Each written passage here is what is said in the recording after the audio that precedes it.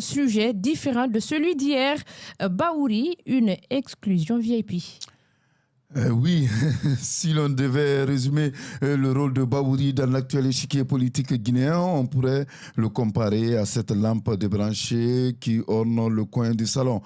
Présente mais inutile. N'allez pas chercher l'interrupteur, elle ne s'allume plus.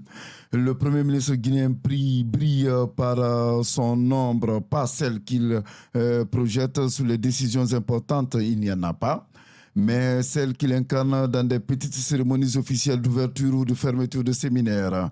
On le sait, être Premier ministre dans une junte, c'est un peu comme être copilote dans un avion de chasse. On est là pour la déco, mais personne ne touche aux commandes. Le général Mamadi Doumbouya, c'est quand même lui qui a osé aller à la mort, comme le laissent entendre ses défenseurs. Le pilote principal, il mène son escadrille comme il l'entend, laissant Baouri lire la carte d'un voyage dont il ne décide ni l'itinéraire ni la destination.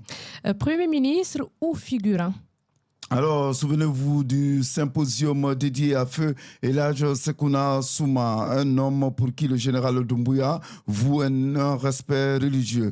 C'était au Palais du Peuple. L'occasion était parfaite pour rappeler à tout le monde que le Premier ministre est dans les faits un fantôme administratif. Le chef de l'État a envoyé une délégation officielle pilotée par le général Amara et Djiba Diakité, tandis que Baouri, lui, était relégué au rôle d'invité de luxe.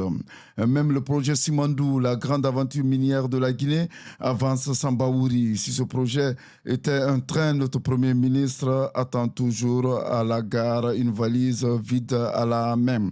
Il faut dire d'ailleurs que selon de nombreuses indiscrétions, peu de membres de son gouvernement sont reçus au Palais Mohamed V. Le général s'en méfierait. À quoi sert alors Baouri?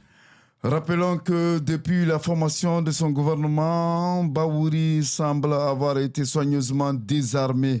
Aucun de ses proches n'a obtenu de poste clé et il apparaît aux yeux de beaucoup comme un simple alibi politique pour donner un vernis civil à la junte.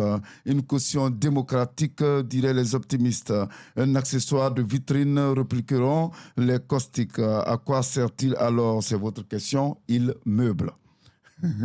Autrefois figure importante de la scène politique guinéenne, il se retrouve aujourd'hui réduit à un rôle purement décoratif. Ni faiseur de roi, ni conseiller influent, il semble flotter dans une zone grise où il sert davantage à justifier l'existence d'un gouvernement qu'à influencer les orientations.